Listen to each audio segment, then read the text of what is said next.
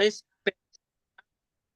se llama perfeccionando a los santos, tomando como base Efesios 4:11. Al final dice, y él mismo constituyó a unos apóstoles, a otros profetas, a otros evangelistas, a otros pastores y maestros, a fin de perfeccionar a los santos para la obra del ministerio, para la edificación del cuerpo, hasta que todos lleguemos a la unidad de la fe y del conocimiento del Hijo de Dios, a un varón perfecto, a la medida de la estatura de la plenitud de Cristo. ¿Con qué propósito? Para que ya no seamos niños fluctuantes, llevados por doquiera de todo viento de doctrina, por estratagema de hombres que para engañar emplean con astucia la artimaña del error, sino que siguiendo la verdad en amor, crezcamos en todo aquel que es la cabeza, esto es Cristo, de quien todo el cuerpo bien concertado y unido entre sí por todas las coyunturas que se ayudan mutuamente según la actividad propia de cada miembro, recibe su crecimiento para ir edificándose en amor. O sea que cada uno de nosotros tiene un propósito dentro de la iglesia donde usted está. Y el propósito es la edificación, no solamente el conocimiento. Recordemos que el conocimiento sin vivencia se queda solamente en conocimiento, y no queremos que tengan solamente conocimiento, sino que tengan sabiduría. Dice el apóstol Santiago que el conocimiento se convierte en sabiduría cuando se pone por obra, porque de lo contrario mucha gente sabe y mucho más que nosotros, o al menos más que yo. Entonces mucha gente sabe, y el propósito no es que sepan, sino que pongamos por obra lo que sabemos. Entonces, como saben, este seminario está bien estructurado a tal grado que la quinta clase va a ser células y misiones, para que lo más pronto posible cada miembro de cada uno de vosotros que estamos aquí presentes comience a trabajar en una célula, y nuestro deseo es no solamente crecer la iglesia local, sino que se abran nuevas obras. Y si ustedes tienen el llamado de parte de Dios, ¿por qué no ser ustedes los que comienzan a liderar en diferente lugar, con el propósito de que la obra se expanda? Recordemos que el único centro de la iglesia, la única razón es Cristo, no somos nosotros, no somos nosotros el centro, es Cristo. Obviamente nosotros nos sometemos a autoridades, nadie puede hacer o nadie debería hacer nada por su cuenta, mucho menos en rebeldía, pero con la autorización y la planeación correcta, hermanos, yo no dudo que ustedes comienzan a liderar en su momento, obviamente si es que tienen el llamado y cuentan con la autorización de sus líderes locales. Así es que, hermanos, me agarraron un poquito desprevenido, no sabía que el pastor me iba a dar esta oportunidad, pero les comparto esto con gozo, hermanos. Si conoces, si sabes algo, por un momento despójate de ello, hermanos, y vamos a aprender todos, que no estemos con el prejuicio de que esto ya me lo sé, no sabemos nada, yo no sé nada. Si me sé 2 que 3 versículos, ahorita haré como que no me lo sé, y vamos a aprender. Vamos a escuchar primeramente la voz de Dios y a la misma vez el maestro que nos va a estar enseñando. Así es que, hermanos, muchas gracias por su tiempo, y cedo lugar a quien lleva este orden. Muchas gracias, Pastor Ari. Dios le bendiga, ¿verdad? Y sabemos que la misión, ¿verdad?, que tiene el Señor, pues es para que todos nosotros, ¿verdad?, sirvamos mejor en nuestro ministerio. Y vamos a continuar, hermanos. Si no, antes quiero dar una indicación, ¿verdad?, que todos los presentes, por lo menos los que puedan, pues mantengan sus cámaras encendidas, para que así sepamos pues que sí se está aprovechando bien el tiempo, ¿verdad? Y también por respeto al profesor, hermanos. Amén. Vamos a darle lugar al maestro Ángel y que esté continuando. Dios les bendiga. Amén. Dios les bendiga a todos, hermanos. En un momento estaré compartiendo mi pantalla para que tengamos algo de vista de lo que vamos a hablar este día. Yo espero hoy poder también hablar un poquito acerca de la práctica de lo que estamos aprendiendo o estamos llevando a cabo. Bueno, nuestro segmento hoy será a través de el principio histórico. Entonces, vamos a entrar en ello. Decir de antemano que este principio histórico nos ayudará no solo a enriquecer nuestros sermones, sino que nos ayudará también a poder comprender de una forma más natural la escritura. Tengo un micrófono encendido todavía. Bien, en fin. Entonces, en este principio histórico, aparte de que nos va a ayudar con la comprensión de la escritura, nos va a dar mucha información, nos va a dar mucho material y es necesario poderlo entender y aunque vamos a ser poco breves en ello para seguir avanzando, la idea es que la Biblia está escrita para nosotros, pero no fue escrita en nuestra lengua, no fue escrita en nuestra historia, no fue escrita en nuestro continente. Y si nosotros miramos el marco de donde vivimos, es decir, en Estados Unidos es multicultural, ¿verdad? Hay muchas culturas. Es más, no vamos a hablar ni siquiera de muchas culturas, vamos a hablar de nosotros como latinos. Hay una gran diferencia. Supongamos en el lugar de los que son de México y colindan con Guatemala. Sus costumbres son diferentes. El habla es muy parecida, pero tenemos que entender, si usted ha trabajado con nuestros hermanos de Guatemala, o tiene en su iglesia hermanos de Guatemala, sus expresiones algunas son muy diferentes a las de nosotros y hay veces que nos cuesta trabajo comprenderlas, ¿no? Nuestras comidas son muy diferentes y tenemos que mirar su gastronomía de ellos y luego mirar la de nosotros. Compartimos algunas cosas, otras no las compartimos. Voy a poner un ejemplo con nuestros hermanos de Ecuador. Hay una comida muy típica. Yo conozco un hermano de Ecuador y nos invitaba a comer y su comida, que para ellos era algo espléndido para poder compartir con alguien más, es un platillo que se llama cuy.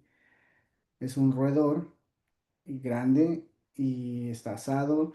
Eso es con papas y con arroz para los que no han cenado.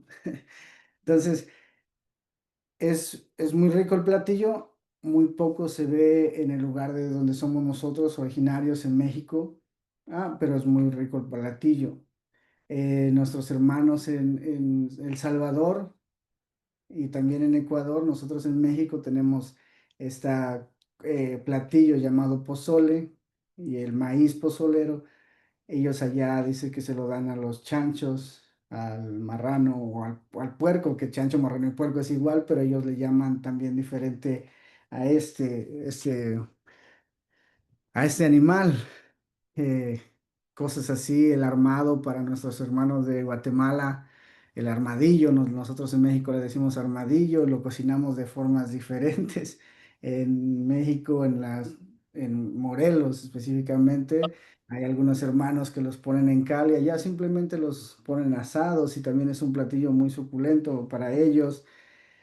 También dentro de eso, no tan solo la gastronomía, sino también su historia.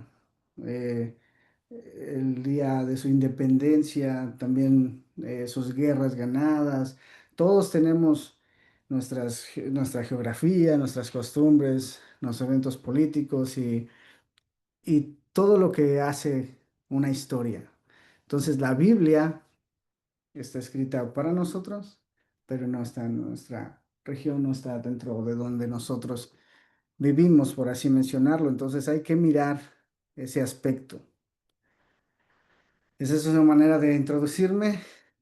Entonces, muchos de ustedes irán viendo este principio y básicamente en lo que es nuestra predicación nos ayuda mucho con la introducción. Nuestras introducciones normalmente pueden ser en marcos históricos y en costumbres para explicar textos bíblicos. Yo he puesto algunos ejemplos y espero poder darme a entender. Y una vez más, felicitarles los que han estado fieles y firmes. Y nos invitaron a seguir.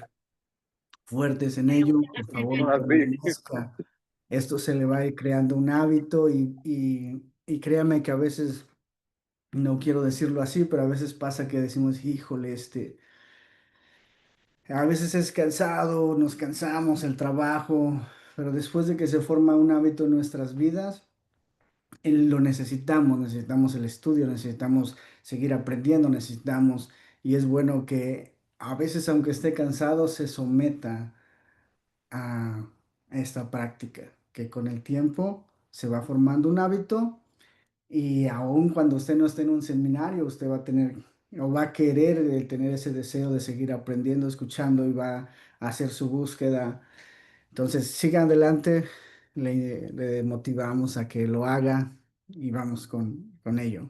Mire, voy a poner este ejemplo desde que Pompeyo toma la ciudad de Jerusalén, pero bien escuché de un pastor eh, que hay un tiempo intertestamentario, como ya verán más adelante, y él decía, aunque hay un momento intertestamentario donde Dios no habla por alrededor de 400 años, la palabra del Señor sigue y sigue paralela a la historia secular. ¿Por qué? Porque en esos 400 años conocidos como el silencio, no tenemos a un profeta como tal que esté hablando la palabra de Jehová, pero tenemos las figuras de Daniel y tenemos la estatua de Nabucodonosor y vemos cómo la historia va fraguándose paralela al tiempo perfecto donde tenía que venir Cristo. Entonces, ¿qué tiene que ver todo esto? Bueno, esto nos va a dar una revelación en medio de la escritura, nos va a ayudar a entender la revelación de la escritura. Pompeyo toma a Jerusalén en el año 63. Entonces, y aquí nosotros empezamos a ver cuándo Cristo viene y en qué momento, en qué figuras políticas, las tradiciones, y vamos a ir avanzando. El primer gobernador recibido con el título de rey fue Herodes. Tomó el poder más o menos aproximadamente en el año 37 antes de Cristo. Roma, Pompeyo, toma Jerusalén y permite el poder en las ciudades conquistadas siempre y cuando los reyes o los gobernadores sean siempre leales a Roma. Eso es lo que hace. Entonces, Jerusalén es tomada y esto es un impacto muy fuerte para el pueblo de Jerusalén, ya que toda la Biblia nos dice que ellos están en guerra y Jehová entrega a ellos en manos, sus enemigos los entrega en sus manos. Entonces tienes un pueblo que siempre ha ganado, siempre, y cuando son conquistados, ¿qué está pasando? ¿Por qué? ¿En qué razón? ¿En qué tiempo? ¿Por qué? Todo eso nos ayuda a entender muchas partes de la Biblia, hacia dónde son exiliados, cuáles son las costumbres y tradiciones de ese lugar, por qué los obligan a hacer ciertas cosas. Miraremos más adelante en la vida del apóstol Pablo un acontecimiento que, eh, que hace helenizar una ciudad y él toma parte de eso. Entonces, Herodes el Grande no es muy querido, más cabe señalar, porque es como muy tirano, pero dentro de esa tiranía o dentro de todo lo que es malo, construye grandes ciudades. Esa es una ciudad que se pudo ahí como reconstruir a través de maquetas o de figuras y eso. Es la ciudad de Cesarea. También construye otra ciudad. Todas estas ciudades tienen que ver indirecta o directamente con el plano bíblico. Perdón. La ciudad de Sebastos, cerca de Samaria. Usted conoce Samaria por medio de la escritura, las zonas geográficas. Entonces, durante aproximadamente su reinado, que duró 33 años, hace extensas construcciones que tienen que ver con la Biblia, que tienen que ver con esto que va paralelo. El escenario de las ciudades que construye, de las fortalezas que construye, está en la Biblia y nosotros no lo vemos de ahí, sino lo vemos a través de la historia. Entonces construye como fortalezas, la fortaleza de Masada. Si usted mira en el lado izquierdo de su pantalla, puede mirar una maqueta reconstruida donde los gobernadores, donde había gente importante ahí, son fortalezas. Y en la parte derecha es como realmente se ve o se veía desde una superficie alta. Es interesante todas estas eh, eh, que se formaron. Aquí hay otra fortaleza, Herodión también es otra fortaleza que fue construyendo para su reinado, el que tenía. Mire, otra fortaleza, y aquí es como ya quiero introducirme a través de la escritura. Hay otra fortaleza, la fortaleza de Macaronte. ¿Qué pasa en la fortaleza de Macaronte? En esa fortaleza que está colindando con el Mar Muerto en la ciudad actual que hoy es Jordania, es básicamente donde fue encarcelado y martirizado Juan el Bautista. Ya no está su padre gobernando, Herodes el Grande, sino está su hijo. Entonces, usted se recuerda que hicimos un ejercicio de cómo Jesús llama zorra a Herodes Antipas. Bueno, Herodes Antipas, al morir su padre, que gobernaba, su reino se divide entre sus tres hermanos. Es por eso que no tiene una fuerza política o una gran influencia política como la tenían en el pasado y como la tenían otros gobernadores por eso le llama que como hace esa expresión. Entonces, la fortaleza de Macaronte es construida bajo el reinado de Herodes el Grande. Eso no lo dice la Biblia, pero sí nos lo dice la historia, las pisadas de todos los cristianos del pasado. Uno de los más grandes proyectos fue la reconstrucción del templo, que lo hizo grandísimo. Se dice eh, que él duplicó la plataforma en la que estaba el antiguo templo. Entonces usted puede mirar ahí en la pantalla, usted puede buscar también estas fotografías en Google. Hay una aplicación que le ayuda a mirar más de cerca la inmensidad de lo que era el templo y todo esto, el templo tiene mucho que ver en cuestión en la escritura, en la Biblia, es importante para nosotros. Ahí están algunos nombres de los lugares o cómo estaba dividido. Usted sabe cuando Cristo es tentado y dice que es llevado al pináculo del templo, en una de las esquinas que está más o menos elevada de 50 a 70 pies, los muros más altos. Ahí salía un hombre a tocar el shofar, una trompeta, ¿no? Un cuerno de carnero, anunciando el día de reposo, cuando empezaba el día de reposo y cuando terminaba el día de reposo, salía y tocaba el shofar. Entonces se dice que es el lugar más alto. Y ahí fue donde se mira toda la ciudad de Jerusalén y posiblemente ahí se presume que en el lugar más alto es donde es llevado Jesús, en el tiempo de donde es tentado.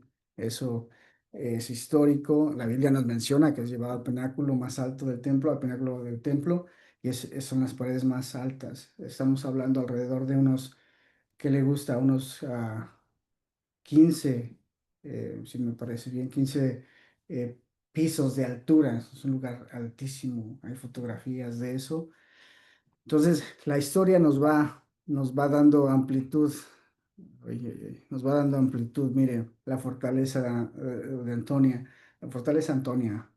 eh, Gobernador Poncio Pilato, gobernador romano, es cuando Jesús hace la comparecencia ante ese gobernador, ¿verdad? Nosotros sabemos que fue presentado ante Poncio Pilatos, pero más o menos ante Poncio Pilato, pero aquí está el lugar donde ese gobernador tenía su lugar donde él gobernaba o donde se sentaba, por así mencionarlo. Jesús pues estaba en pie delante del gobernador y éste le preguntó diciendo, ¿eres tú el rey de los judíos? Y Jesús le dijo, tú lo dices. Y siendo acusado por los principales sacerdotes, por los ancianos, nada respondió. Pilatos entonces le dijo, ¿no oyes cuántas cosas testifican contra ti? Pero Jesús no le respondió ni una palabra, de tal manera que el gobernador se maravillaba mucho. Entonces se presume, Poncio Pilato estaba en este lugar y aquí es donde Jesús es juzgado o está haciendo su comparecencia ante Poncio Pilato. Este es el lugar donde está haciendo esa. Hay otra cosa de ahí. eh, es acusado, ¿verdad? Por los principales sacerdotes y los principales sacerdotes podrían en ese momento decir que lo mataran, pero ellos no tenían la autoridad para matar a esa persona. Entonces necesitaban llevarlo al gobernador. Es por eso que Jesús, en mucho tiempo yo me pregunté, ¿por qué, por qué hicieron esto? ¿Por qué no lo, o sea, enseguida lo apedreaban? ¿Por qué lo tuvieron que detener y llevar ante el gobernador? En una de los evangelios dice que lo llevaron hacia una parte alta y procuraban matarle. En una parte alta muchas veces lo que hacían es arrojarlos de ahí y apedrearlos. En esta parte los llevan ante el gobernador. Es importante, entonces la historia nos narra algo, algo que debemos nosotros mirar y tener más comprensión de ello. El arresto de Jerusalén del apóstol Pablo también se presume que es en la fortaleza Antonia. Cuando en Hechos 21, ahí está el versículo bíblico, en Hechos 21:30, así que la ciudad se, así que toda la ciudad se conmovió y se agolpó el pueblo y apoderándose de Pablo, lo querían matar. Entonces esta ciudad está Pablo hablando acerca del Evangelio, la ciudad se amotina y bajan los centuriones y les es quitado Pablo y es llevado a la fortaleza. No nos habla de toda la fortaleza, pero es la fortaleza o se presume que es la fortaleza Antonia. Subiendo las escaleras es cuando le dice que si puede dar algunas palabras y ahí se le pregunta que si habla griego. ¿Sabes hablar griego? Eso es lo que está pasando. Entonces, esa forma histórica nos habla que de qué parte del templo más o menos él estaba ubicado y en qué, hacia dónde lo metían. También tenemos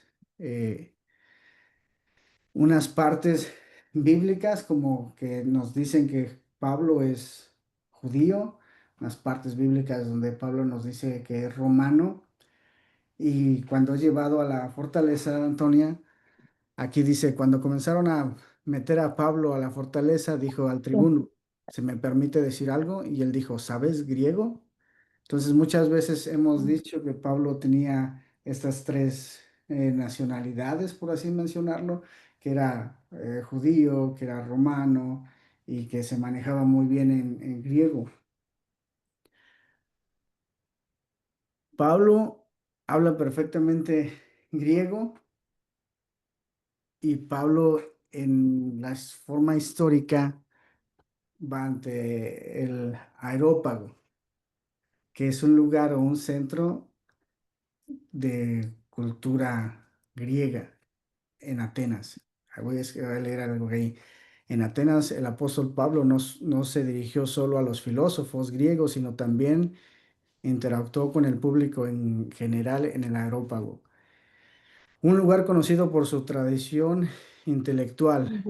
En su discurso, Pablo argumentó sobre Dios, sobre el Dios desconocido que es de los atenienses adoraban, conectando sus creencias y destacando su similitud entre sus ideas y el cristianismo.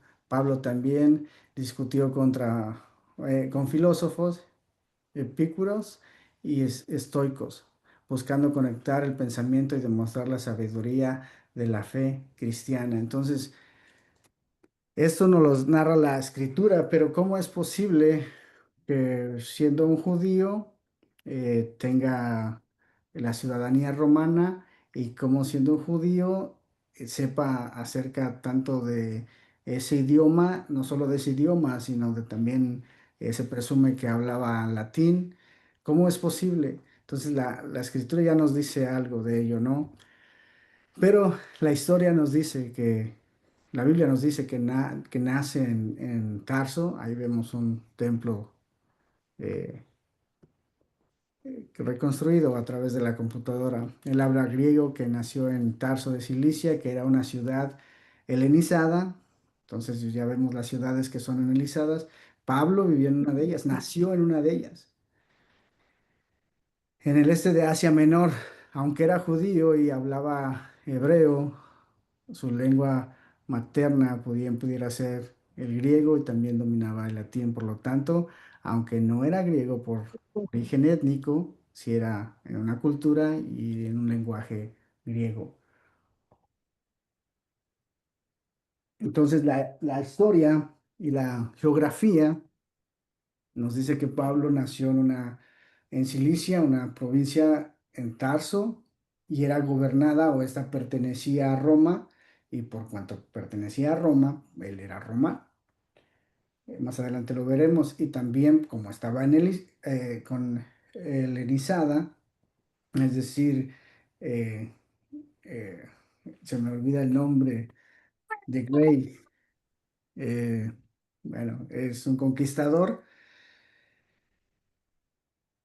y trata de hacer esto con cada ciudad, es imponer eh, el griego, helenizar todas las ciudades que va conquistando con la finalidad, se supone que todo se haga de esa manera. Alejandro el Grande, Alejandro el Grande. Entonces, eso nos lo dice la geografía y nos lo dice la historia. De otro punto de vista, aquí miramos que la Biblia nos relata que Pablo era romano, en lo cual nos ayuda la geografía. Eh, Aquí tenemos Hechos 22-25, pero cuando ya lo tenían atado para azotarlo, Pablo preguntó al capitán que estaba presente: ¿Tiene usted autoridad para azotar a un ciudadano romano y además sin haberlo juzgado? Al oír esto, el capitán fue y avisó al comandante diciendo: ¿Qué va a hacer usted? Este hombre es ciudadano romano. Entonces el comandante se acercó a Pablo y le preguntó: ¿Es cierto que tú eres ciudadano romano? Pablo le contestó: sí. El comandante le dijo: a mí me costó mucho dinero hacerme ciudadano romano. Y Pablo le respondió: pues yo soy de nacimiento. Él nació en Tarso, en Cilicia. Entonces, eso nos hace la situación. Ahora, también lo vemos desde la figura que era judío, era del linaje de Benjamín y de descendencia hebrea. Sus padres eran fariseos, nacionalistas judíos, fervientemente adheridos a la ley mosaica y que obviamente intentaban proteger a su hijo de la contaminación de los gentiles. Pero Pablo tenía todas esas características. Él lo dice: aunque yo tengo también de qué confiar en la carne. Si alguno piensa que tiene de qué confiar en la carne, yo más. Circuncidado al octavo día, del linaje de Israel, de la tribu de Benjamín. Circuncidado al octavo día. Esta era la práctica y el pacto que se había hecho con Dios, la circuncisión. Él está citando que él está dentro del pacto, él está haciendo las cosas de manera que tiene de más de qué gloriarse. Circuncidado octavo día del linaje de Israel, de la tribu de Benjamín, eso ya sabemos, hebreo de hebreos, en cuanto a la ley, fariseo, en cuanto al celo, perseguidor de la iglesia, y en cuanto a la justicia, que es la ley irreprensible. Entonces vemos ahí a Pablo con estas tres eh, nacionalidades, como se le ha llamado, eh, hebreo, bueno, judío, romano, y en un gran manejo del griego. Ahí está el templo donde se hacían sacrificios, desde sacrificio de animales, todo tipo de ofrendas pasadas por el templo en acción de gracias por haber sido sanado de alguna enfermedad. También conocido como un voto nazareno, que si eran sanos de alguna enfermedad, porque no solo cuando vino Jesús están pasando estos milagros se intensifican cuando viene Jesús y va haciendo Él los milagros, pero tenemos como eh, el pozo de Bethsaida donde podían ser sanos. Entonces, ¿qué hacían cuando recibían una sanidad? Iban y se presentaban hacia el sacerdote.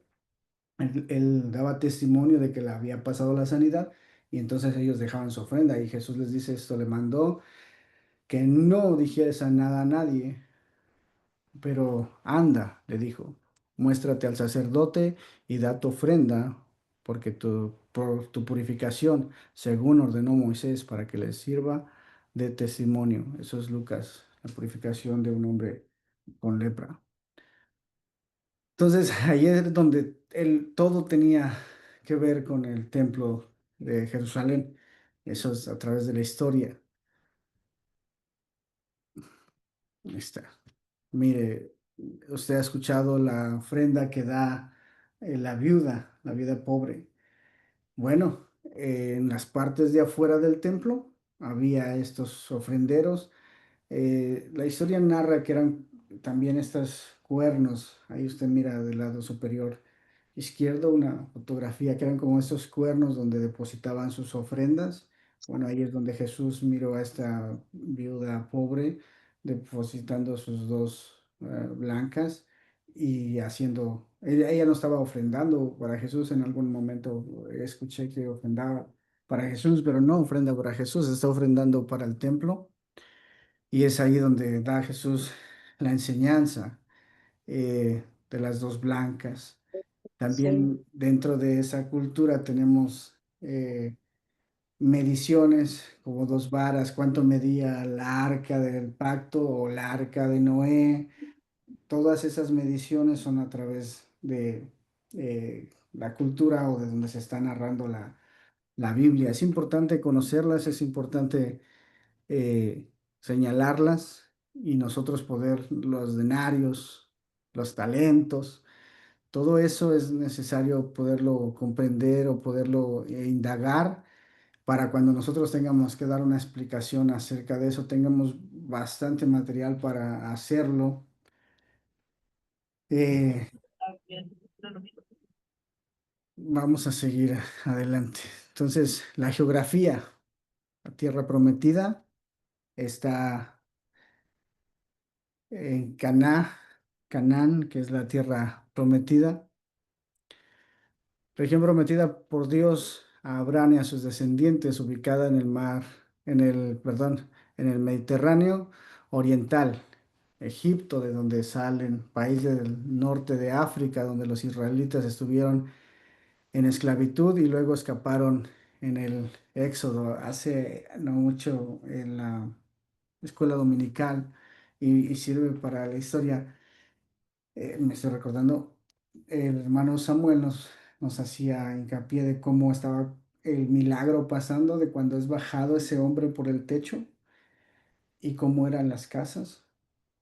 Me acordé por Egipto. Egipto se hacían los ladrillos de paja y con el lodo, ¿no? Pero es porque en Egipto no encuentras tanta piedra.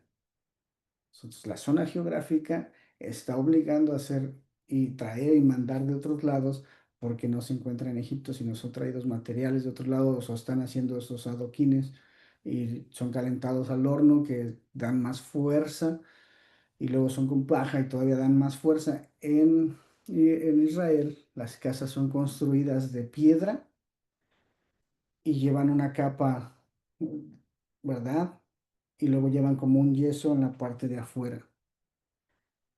Y ahorita les sigo explicando lo del techo. Vamos a un receso. Se fue muy rápido el tiempo, ¿no? Sí toca el receso.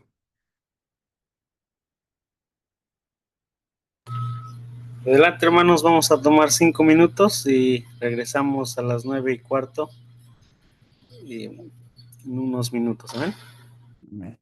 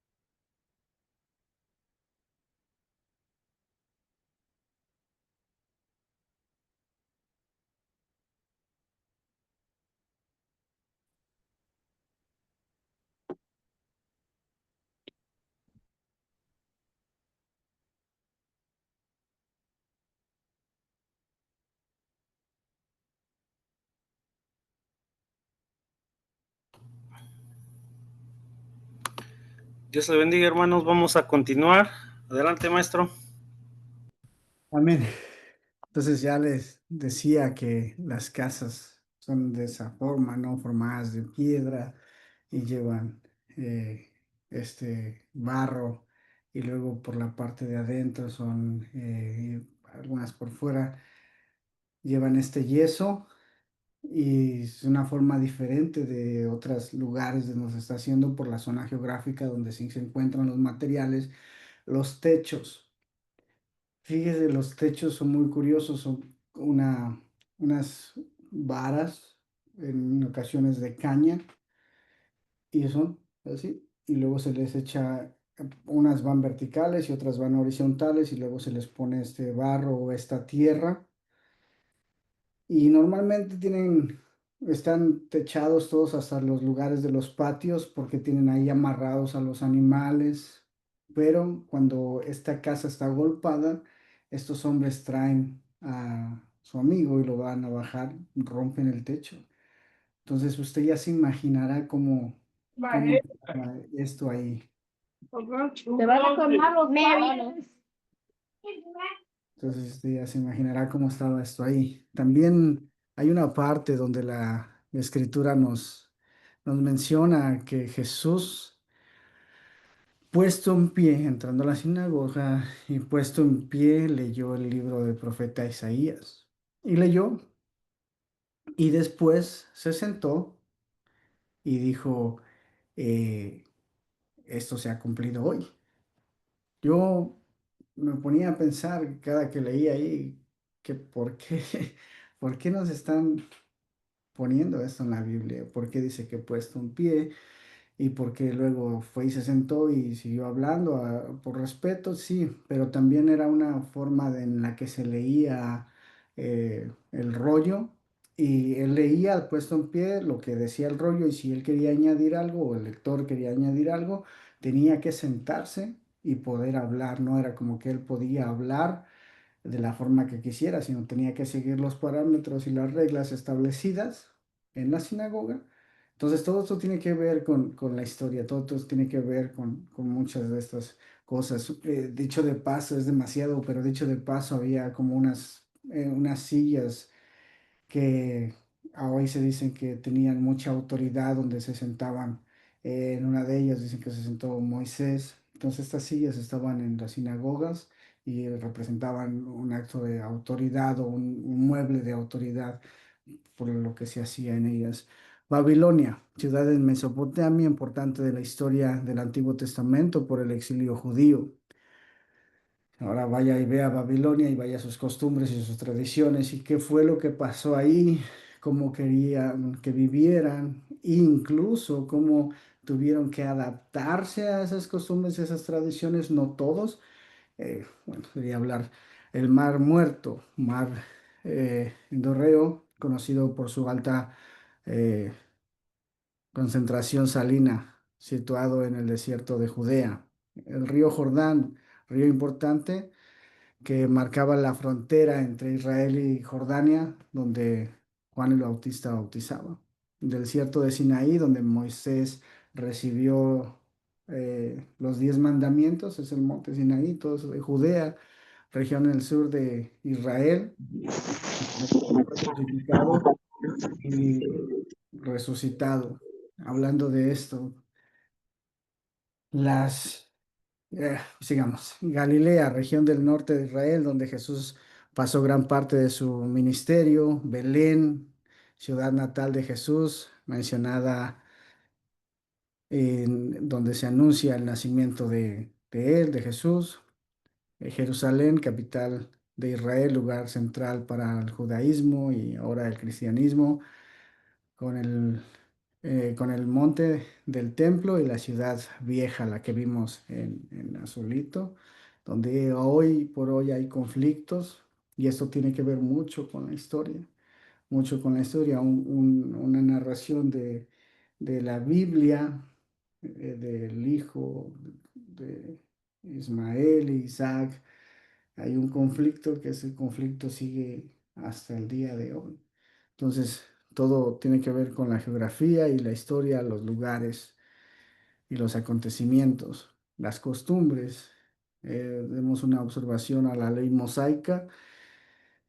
Si bien no vivimos bajo la ley, pero el conocer esta ley mosaica y todo lo que ella implica, las fiestas, dan una perspectiva mucho mejor de las escrituras o a leer las escrituras. Ellas nos ayudan bastante.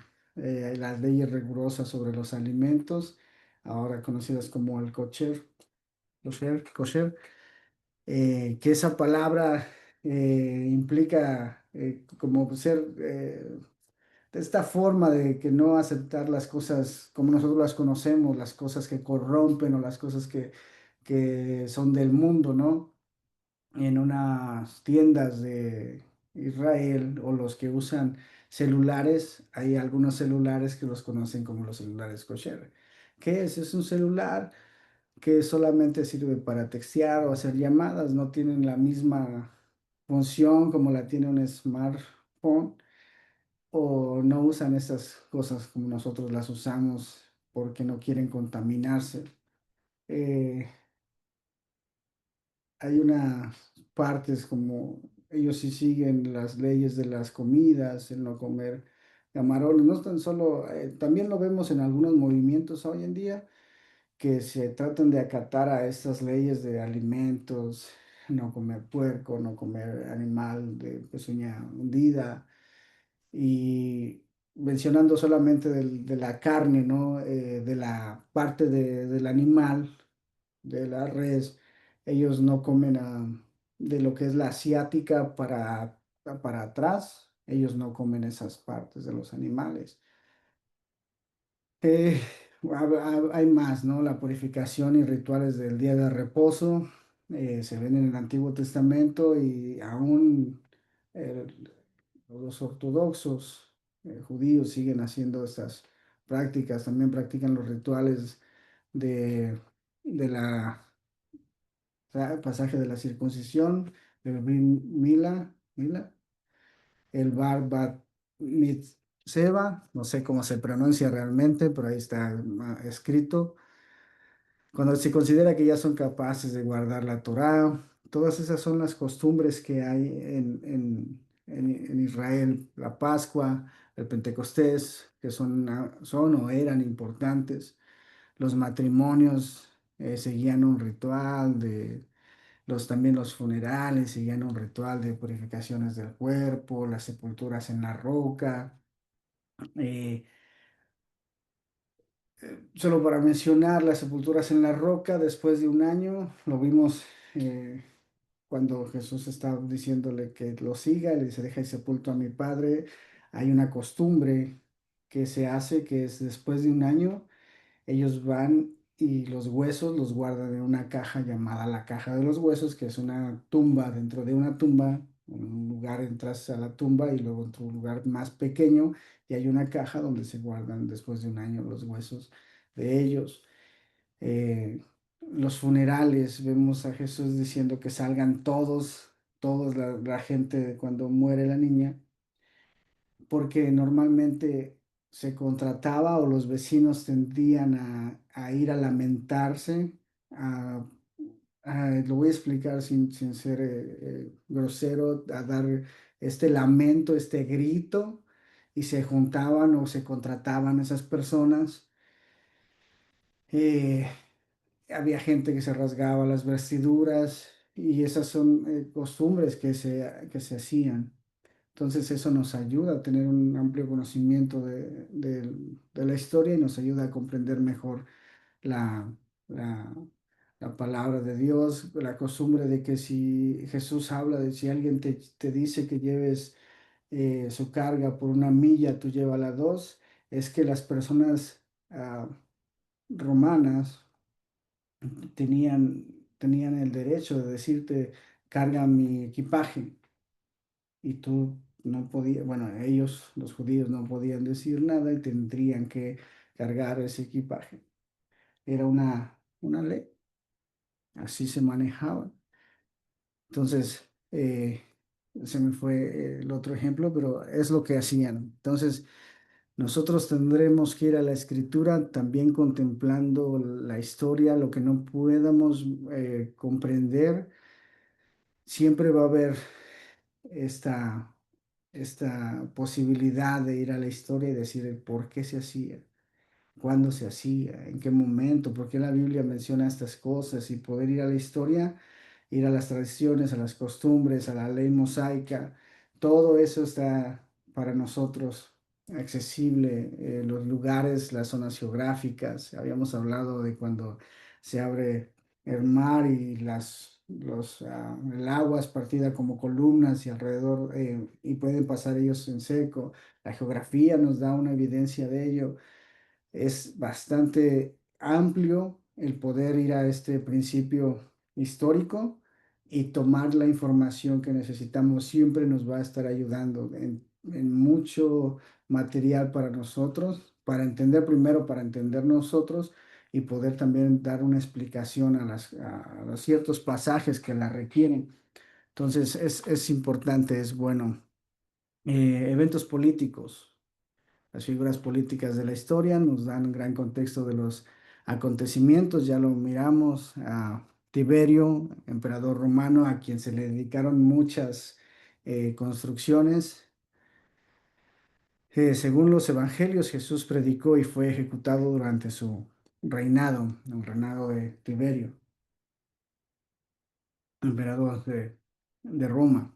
Poncio Pilato, que era un gobernador, un romano, era también o es prefecto de Judea cuando condenó a Jesús a muerte. Herodes el Grande, que este es el que manda a matar a todos los niños, y cuando se sintió burlado, tenía esa autoridad.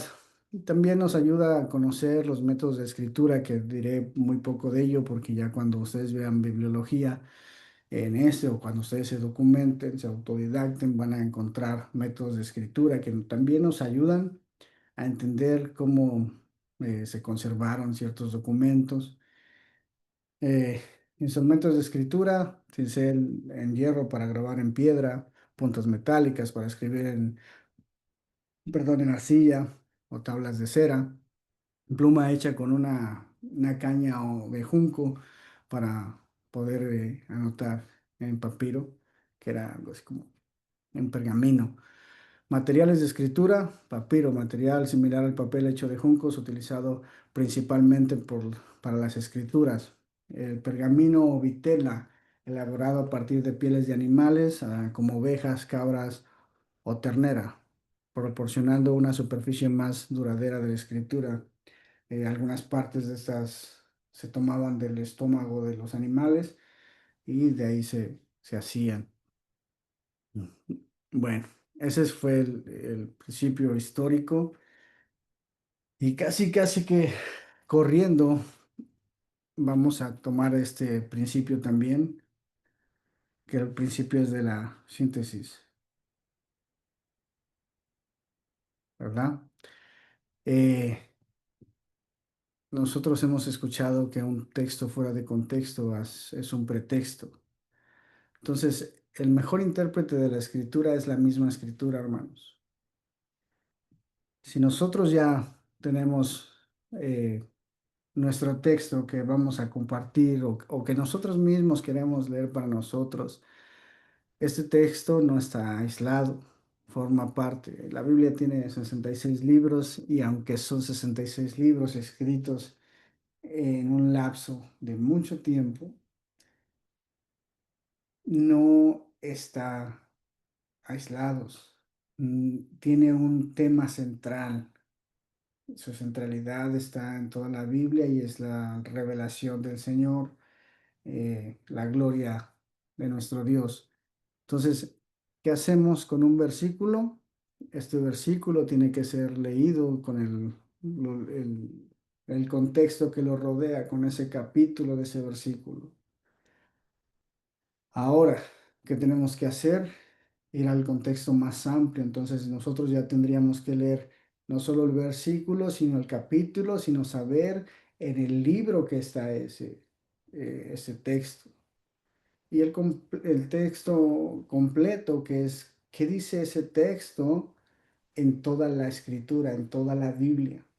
Porque tiene que tener una conexión con toda la escritura. Entonces nosotros necesitamos, o es necesario para nosotros poner todo esto junto. Al momento de hablar de un texto, no voy a mencionar uno en sí, pero al momento de hablar de un texto tenemos que mirar todo, todas sus partes, todo de la Biblia. Si vamos a hacer una enseñanza, mínimo tenemos que contemplar dos, tres textos que avalen y que sea congruente con la demás escritura. No podemos sacar de contexto algo para nosotros decir lo que queremos decir fuera de la escritura. Muchas veces se ha dicho que por esta razón han surgido tantas sectas porque toman versículos que les convienen, forman una asociación religiosa y se basan en eso. Entonces nosotros no podemos hacer de esa forma porque nosotros creemos en una revelación completa de Dios, que son 66 libros, como ya lo veremos más adelante. Entonces, cada que nosotros tengamos que abordar un texto bíblico, ya sea que para leerlo nosotros o leerlo a la congregación, necesitamos hacer más que lo que vamos a exponer. Yo sé que a veces es un poco difícil, incluso en algunas ocasiones es un poco traumático. He hablado con algunos hermanos que están en la predicación y me dicen, no me da el tiempo, hermano. Antes no teníamos mucho de qué predicar, ahora aplicando estos métodos, no nos da el tiempo. Entonces, entre 30 a 45 minutos yo sé que es difícil, pero nosotros necesitamos tener mucho más información de la que le podemos brindar en un sermón a la iglesia o en 45 minutos, 30 minutos. Pero es necesario hacerlo, es necesario ver un versículo entre todo el contexto. Obviamente, encontrando a Jesús, no en todos los versículos, para no forzar la escritura, pero tenemos que tener un centro, una base, una centralidad bíblica. Yo puse un versículo controversial para algunos, que es porque de tal manera amó a Dios al mundo, que dio a su Hijo unigénito para que todo en aquel que cree no se pierda, mas tenga vida eterna. Este versículo nos habla de que Dios dio su vida por nosotros, pero no por todo el mundo, aunque ahí dice todo el mundo. Y ese texto puede desmembrarlo, desmenuzarlo, y ahí dice que de tal manera amó Dios al mundo, pero ahí no está Cristo muriendo por todos, de todo el mundo. Y es controversial por esta palabra. Entonces, es también un buen ejemplo que nosotros podemos tomar y empezarlo a desmembrar y empezar a ver qué es lo que el texto nos dice, ayudarnos de, de todo lo que ya hemos visto y poder... es un texto muy conocido, por cierto, por todos nosotros, casi la mayoría de nosotros citamos este texto. No es el texto más conocido, es a lo mejor por cristianos, como también el texto de en el principio Dios creó los cielos y la tierra, que posiblemente ese sí sea el más conocido por cristianos y no cristianos, porque si alguno abre la Biblia, lo va a abrir en su principio y va a leer el primer texto. Pero es un texto muy, muy hermoso y sería muy bonito poder hacer algo con ese texto, con ayuda de las herramientas y se los dejo ahí para que si ustedes quieren empezar, ahí lo pueden hacer. Hermanos, el principio práctico, y yo espero poder eh, terminarlo en la acotación o parte de lo que nos hablaba el pastor del área.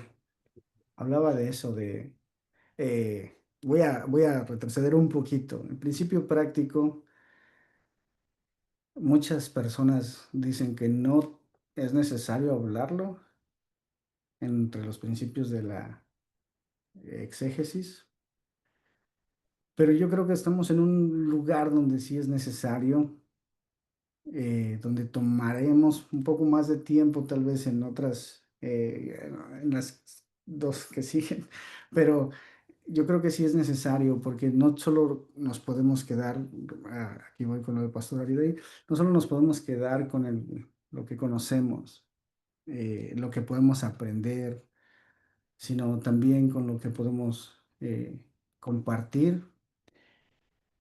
Y muchas de las veces tenemos esto, lo quiero decir de no forma ofensiva para nadie, y no es mi deseo ni es mi labor ofender a nadie, pero muchas veces decimos, el blanco perfecto es Cristo, y sí lo es, Él es el blanco perfecto, pero muchas partes de la escritura nos dice que nosotros debemos presentarnos como ejemplo, ¿verdad?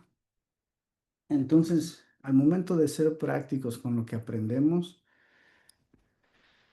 es, es de suma importancia para lo que hacemos. No estoy diciendo con esto que tenemos de alguna forma que complacer o ser complacientes con todos. No, eh, pero sí en la forma de que nosotros debemos demostrar cuánto nosotros amamos a Cristo. Y no estoy diciendo que usted va a salir de la clase y tiene que hacer eso, no, sino conforme va avanzando en su aprendizaje, en su conocimiento, se va renovando, su mente va creciendo en la gracia. Eso es lo que va a ir pasando o debería de pasar ahí. Entonces no podemos descuidar esta área práctica o este principio práctico. ¿Por qué razón? Porque la estadística, tan solo en la lectura, mire, crear un hábito de lectura es fundamental para nuestras prácticas. El conocimiento de Dios que obtenemos en las escrituras nos sirve como un valioso fundamento para aplicar los principios de la Biblia hacia nosotros. El plan de redención, sus promesas, su carácter, sobre todo cómo estamos eh, siendo revestidos de Cristo o vestidos de Cristo. Muchas veces sin querer o muchas veces también lo voy a explicar así de esta manera. Nosotros llevamos años en el Evangelio y poco tenemos este hábito de lectura.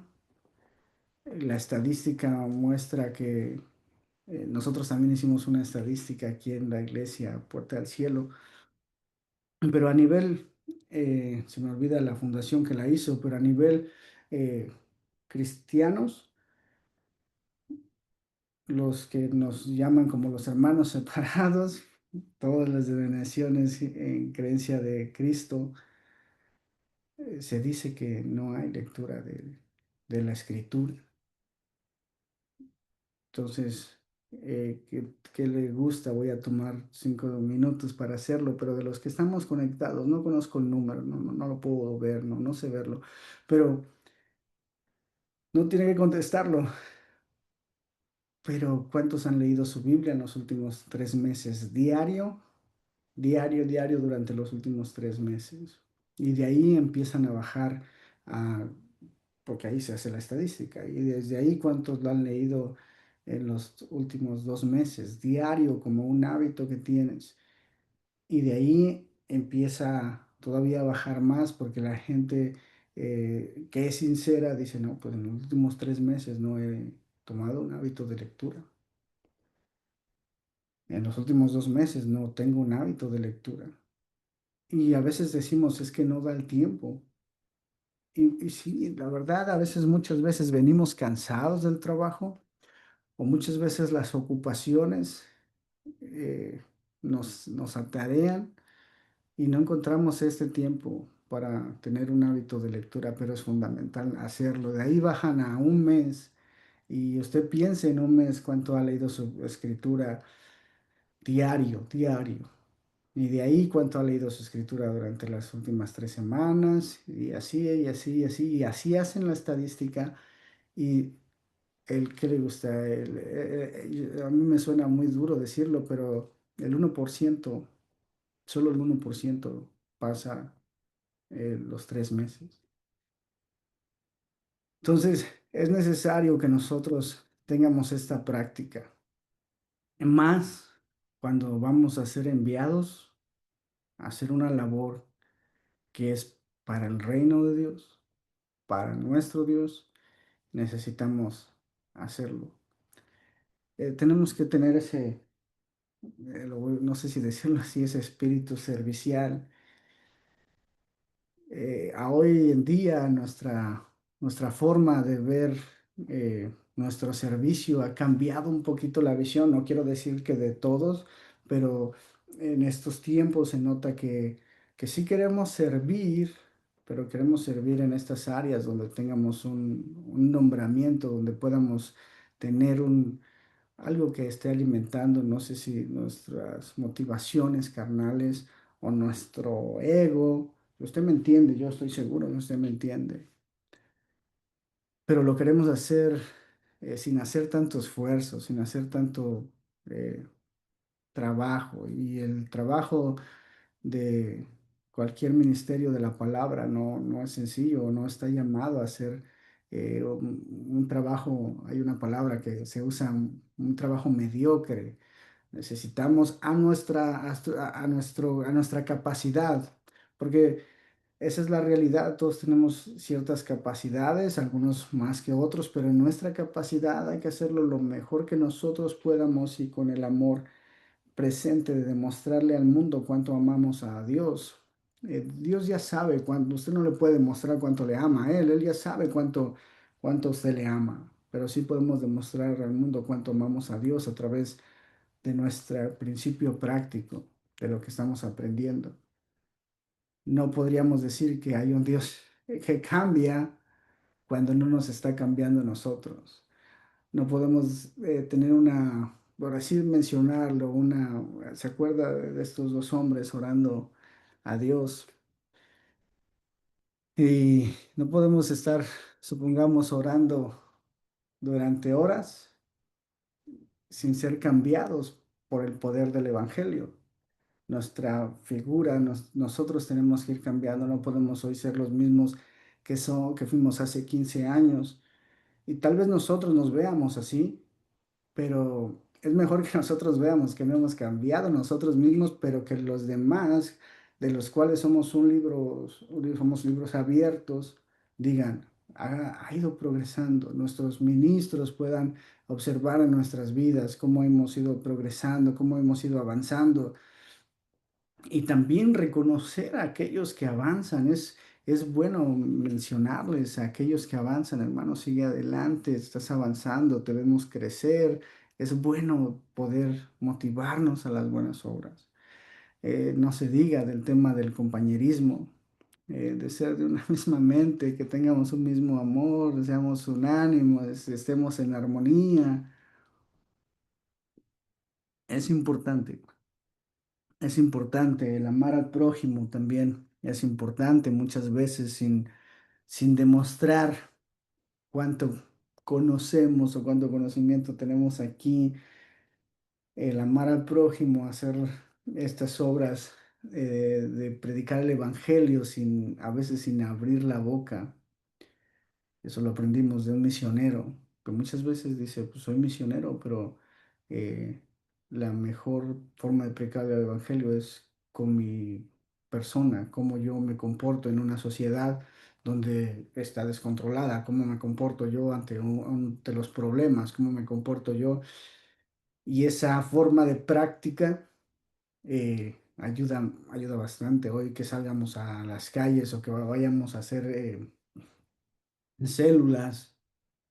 Eso tiene que impactar a las personas. Un versículo bíblico en las mujeres que no son casadas, que son casadas y sus maridos no están en el evangelio. La forma de evangelización de ellas para ellos a fin de ganárselos es su conducta. Esta conducta debe de ser en todos nosotros. Entonces el amor al prójimo y nuestro compañerismo dentro de la iglesia necesita hacerse, necesita, no estoy diciendo que con esto que si hay algo equivocado, perdónenme, pastores, que si hay algo equivocado dentro del sistema, usted diga, no, yo tengo que hacer compañerismo y tengo que ir también a donde, no, hay que tener cautela, hay que tener discernimiento, pero hay que hacer compañerismo, hay que trabajar. Compañerismo es la parte que nos corresponde. La honestidad y la integridad, hermanos, un tema que es complicado.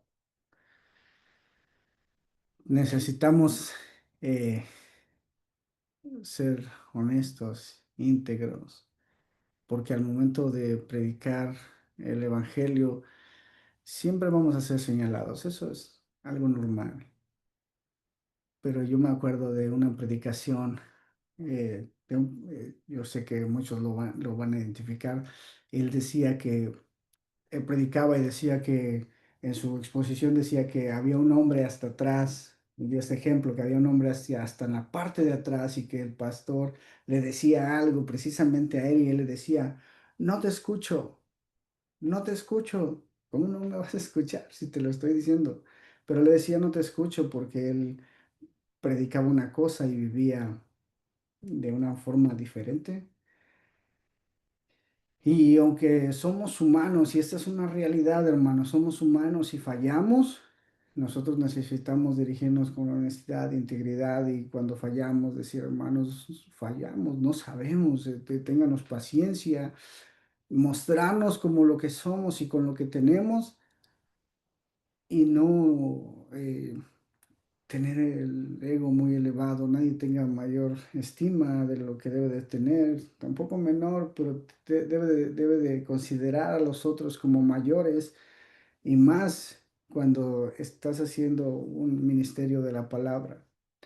Entonces, es una forma de animarles, es una forma de decirles sigamos adelante, perdonar, es una cosa esencial que tenemos que practicarla todo el tiempo y no con el afán de decir, bueno, si no perdonamos, no seremos perdonados. No, eso lo sabemos, pero con el afán de decir que no podríamos en algún momento usar una plataforma tan importante como es un ministerio de la palabra para dar estas indirectas con quien estamos enojados o con quien estamos peleados o con quien nos ha hecho alguna forma daño o nos ha hecho sentir mal, sobre todo cuando muchas veces las personas lo hacen sin intención y nosotros estamos como no muy pensando que fue sin intención, sino lo vemos como que fue muy intencional. Eh, bien, la fe, la obediencia, someteos unos a los otros, en obediencia, en temor al Señor, la obediencia tiene que ser un placer en nosotros, no la imposición de un mayor sobre el menor, sino debemos de complacernos realmente en obedecer. Yo voy por puros ejemplos aquí. Hacen en la predicación pasada, nos decían acerca de un niño que le decían, no corras, no corras, no corras, y después de que le pegaron y lo obligaron a sentarse, él decía, pues estoy sentado, pero por dentro estoy parado, estoy corriendo. Entonces, esas cosas no podrían pasar dentro de nosotros, sería realmente no una obediencia, sino una imposición y la de la cual no nos gozaríamos ni en hacer la obediencia al Señor, ni tampoco estar sujetos, como lo mencionaba Pastor Aida, justicia, a vosotros sabéis cosas.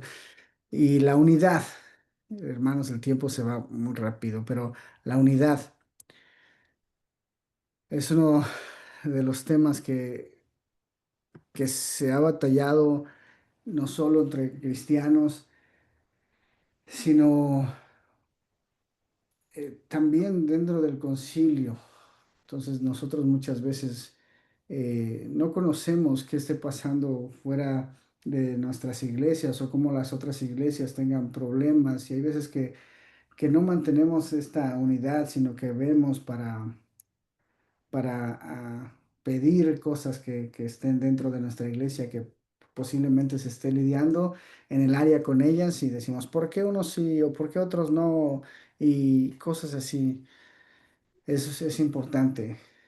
Aparte de que escuché que posiblemente esta es la oración que no ha, por así decirlo, no ha sido contestada, ¿no? Que debemos de ser uno, así como Cristo es uno, para que el mundo crea que tú me enviaste. Entonces, para que el mundo crea que tú me enviaste, que los cristianos nos unamos, tiene que ser esencial en nuestras vidas. Entonces, con mucho amor necesitamos lo aprendido, llevarlo antes que con nuestras palabras. Enseñamos más o predicamos más o proclamamos más con nuestras acciones que con nuestra boca. Esa es una de las cosas que pensaríamos que, repito, no estoy juzgando a nadie, somos humanos, tenemos muchos errores. Tampoco estoy diciendo que aquí yo soy perfecto o que no, tenemos estas dificultades. Entonces, ¿cómo vamos a llevar a eso? Pues en la práctica, estudiar eh, no es lo mismo que leer la palabra. El estudio requiere más tiempo, oración, mayor conocimiento sobre un texto o un tema, memorizar. Necesitamos memorizar la palabra del Señor. Es un tanto complicado creer que podemos practicar algo que no, pues, memorizamos. Necesitamos realmente memorizar para poderlo tener para poderlo llevar a la práctica. Tenemos que tener esa abundancia de la palabra y en nosotros. Entonces, meditar en la palabra, leer, eh, no sé cómo quitar las líneas de mi pantalla, leer sin reflexionar es como leer sin digerir. Cada que nosotros leemos, nosotros necesitamos primero decirnos a nosotros mismos qué me enseña este pasaje acerca de Dios en mi vida, antes de llevarlo a, a los demás. ¿Qué me enseña este pasaje acerca de mí? Perdón, en mis propios deseos o en mis propias motivaciones. ¿Qué hay? ¿Qué enseña este pasaje para mí? ¿Qué enseña este pasaje acerca de la iglesia?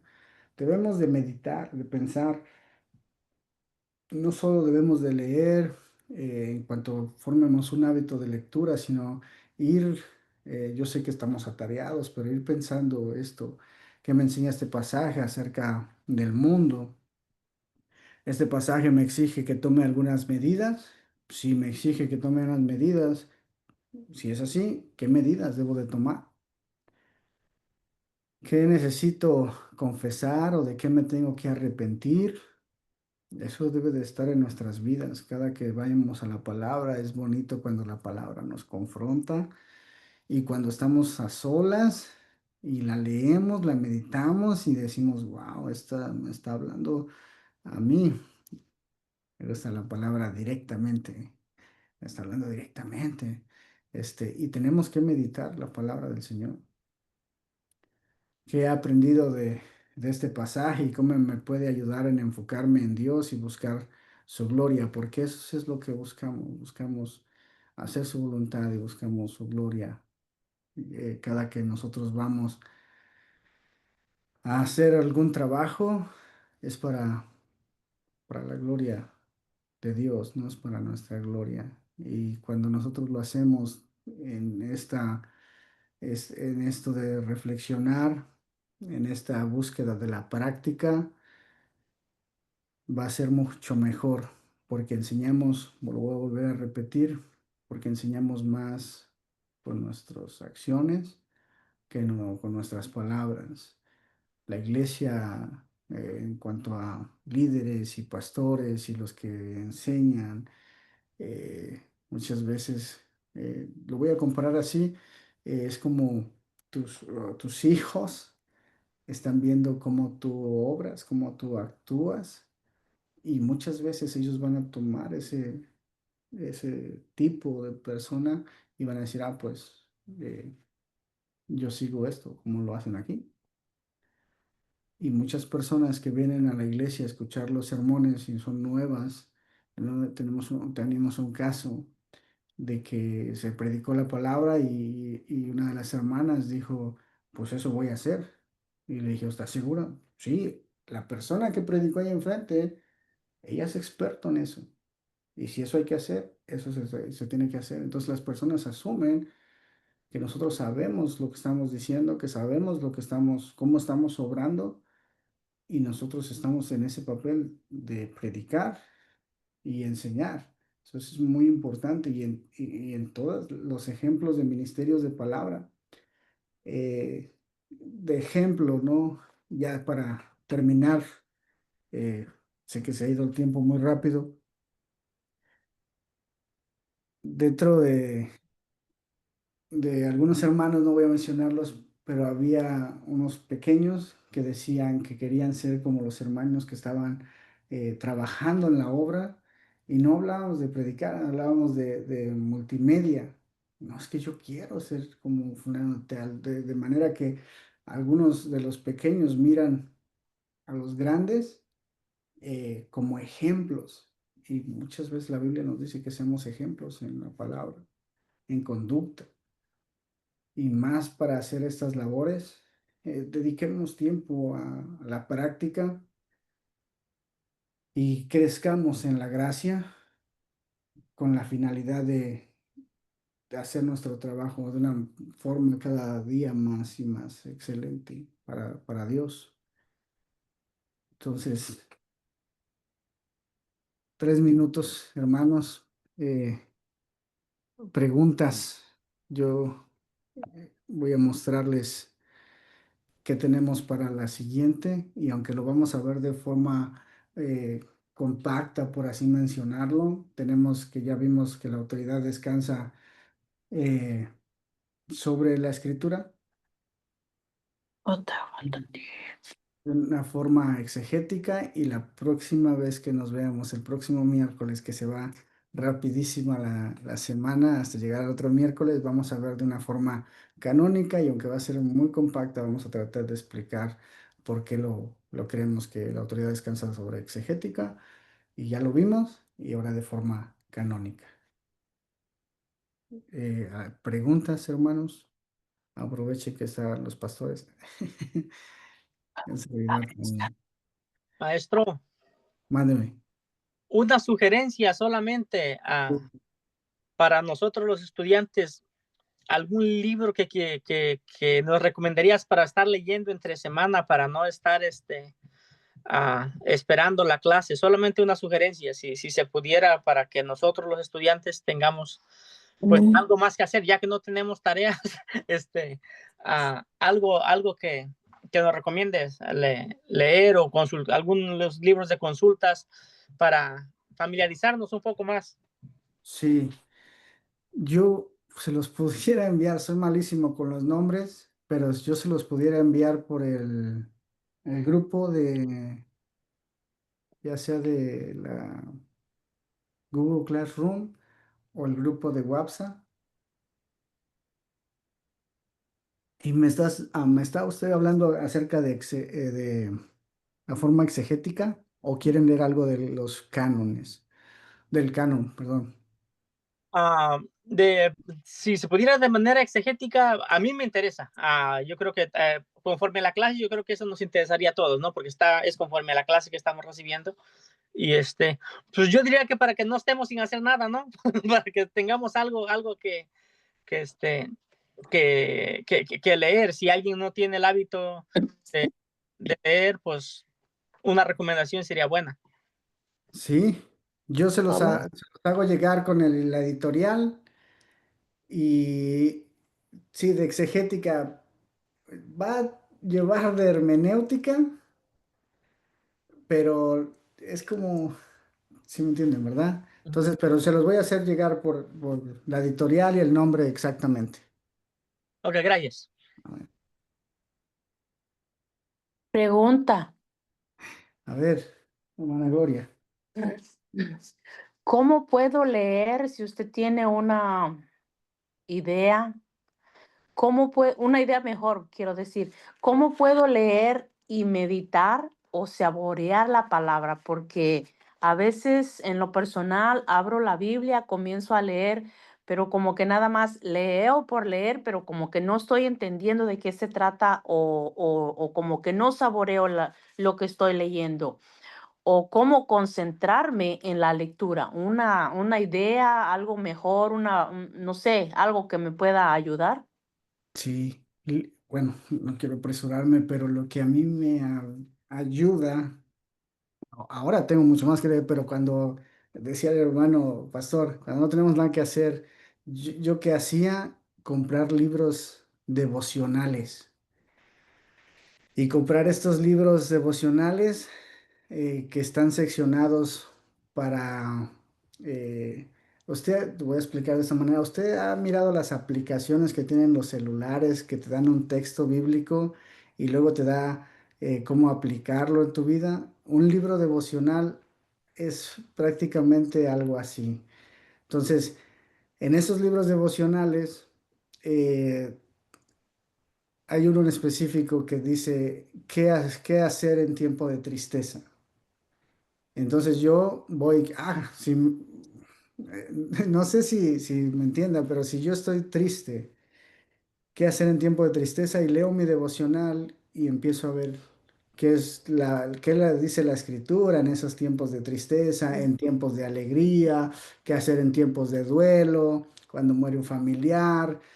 Y eso nos ayuda también, no solo a aprender, sino nos ayuda a meditar como en el día a día dependiendo cómo nosotros estamos lidiando, qué hacer con... Hay uno que es también devocional y habla qué hacer con el pecado oculto o qué hacer cuando se me va el gozo, qué hacer y te lleva a meditar en donde te va guiando. ¿Por qué se te ha ido el gozo? Voy a exponerlo rapidísimo. Hay dos formas que decía ahí. Una es que te has vuelto perezoso o la otra es que tienes un pecado oculto. Hay muchas más, pero y nos ayuda a entender y decir, sí, estoy lidiando y ya te lleva. Si estás lidiando con un pecado, te da como un seguimiento de lo que hay que hacer. Si te has vuelto perezoso, hay un seguimiento que tienes que hacer. Entonces eso nos ayuda con nuestro día a día, meditar, cómo nosotros nos sentimos y cómo vemos, nos ayuda bastante hasta que nosotros nos enrolamos realmente a, a mirar de forma exegética la escritura. O hay otro libro que es acerca de la historia, de lo que estamos hablando, yo lo voy a poner, de cómo luce la escritura en la forma histórica y en lo personal no me gustaba tanto la historia, pero después de leer ese libro dices, wow, de verdad, hay evidencia histórica de esto, hay evidencia histórica del otro. En algún momento preguntaba yo, ¿no? Antes de leer ese libro, ¿cómo es posible que Jesús está hablando aquí a muchas personas en una multitud, a 5,000 personas? No tiene un micrófono, no, ¿cómo es posible? Bueno, la zona geográfica te dice que donde Jesús está hablando, y en ese libro te dice, donde Jesús está hablando hay un eco, entonces eso hace que resuene, y aparte de que Jesús tiene todo el poder, pero te da ese sabor de decir, tiene lógica lo que está diciendo por la zona geográfica y eso. Entonces hay libros que nos ayudan a eso y que entendemos que la Biblia es la fuente de autoridad y que tenemos que leerla, pero eso nos ayuda a saborearla, a poder entenderla, porque como dice usted, muchas veces leemos y no estamos entendiendo, como que nos está costando trabajo. Y una forma de decirlo y que tal vez no es muy usada entre los cristianos, a veces se nos parece un poco aburrida, porque no estamos teniendo esas perspectivas de lo que a nosotros nos gusta. Si a usted le gusta la historia, búsquela a través de la historia. Si a usted le gusta escribir en el diario, búsquela a través del devocional diario. ¿Y qué es lo que debo de hacer? Si yo tengo un proyecto, ¿cómo llego a ese proyecto por medio de la escritura? Y hay los libros de los devocionales diarios, que también sería algo bueno en nuestras vidas, tener un devocional, buscar ese tiempo de tener nuestro devocional. Ya sabemos que tenemos que tener un devocional con nuestra familia o orar con nuestra esposa, pero también lleva un tiempo donde nosotros, lo que nos gusta a nosotros, cómo nos gusta interactuar en intimidad con Dios, leer esas cosas. Entonces, yo les recomendaría eso, si hay alguien más que pueda acotar, ayudar con eso, pero le mando nombres de esos devocionales y si a usted le sirven, lo podría hacer. Amén. La otra pregunta sería, ¿será que la edad ya no le ayuda a uno a retener? No, ¿Eso no. no tiene nada que ver? Le pongo un ejemplo. O mi memoria, porque a veces yo reconozco que hay personas grandes de edad que son muy inteligentes, pero habemos otros que no tan inteligentes. Y vuelvo a lo mismo, porque no es presumir, pero por lo menos en mi persona he leído la Biblia una vez. Y para que se me pasara, como miraba la Biblia tan amplia, tan grande, tan gruesa, comencé de Mateo a Génesis y de Mateo a Apocalipsis y después inicié de Génesis a Mateo y gracias a Dios lo logré, pero ahora agarro como los libros de historia y como que digo dentro de mí, pero ¿cómo está eso que yo ya lo leí y ahora no es, y ahora estoy encontrando algo que la vez pasada no lo leí? ¿Qué quiere decir eso? Que no lo saboreé, que no lo medité, que no lo digerí, que no aprendí nada sobre esta historia o sobre este capítulo. Muy posiblemente lo leyó como de pasadita y sí, a lo mejor no lo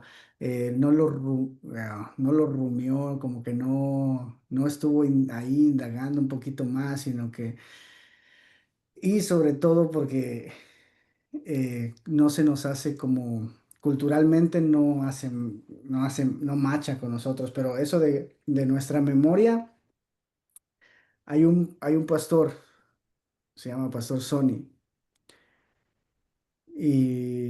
Y nos insta mucho a leer, nos insta mucho a estudiar. O sea, va a cumplir 72 años y se acaba de graduar de finanzas. Wow. Y O le sea que digo, todavía se aprende a los 72 años. sí, y le digo, ¿por qué no descansas?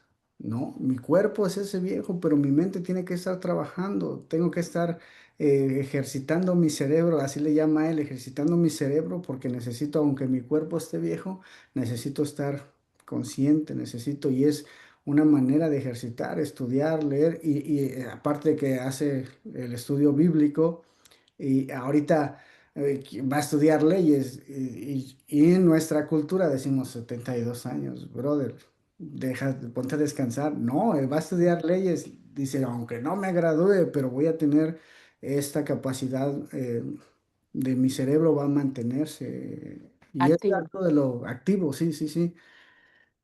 Entonces, En- entonces, una respuesta sería leer libros devocionales sí, para poderse uno ejercitar un poco más y saborear la lectura. sí, Ahorita recuerdo que yo un tiempo pasaba por tienda Walmart y encontré un libro tan pequeñito y decía, ¿cómo saber dar gracias? Y yo me analicé, este libro está interesante, ¿será que yo no sé dar gracias? Y lo comencé a leer, no lo terminé, llegué a la mitad, pero aprendí muchas cosas y en lo personal empecé a practicar lo que ese libro decía, porque yo escuchaba que todo mundo para todo decía gracias, gracias, gracias, gracias. Y a mí como que no me salían esas palabras de decir gracias, pero a manera de que leí unos poquitos capítulos de ese libro, ya mi memoria como que dice, tengo que dar gracias de lo que sea o de la nada o por nada, pero tengo que dar gracias. Sí, sí, ahorita recuerdo que sí son buenos esos libros. yeah. Tendré que buscar alguno otro más. Sí, le vamos a también a ver si les ponemos ahí en el grupo de WhatsApp, libros devocionales. Gracias. Amén.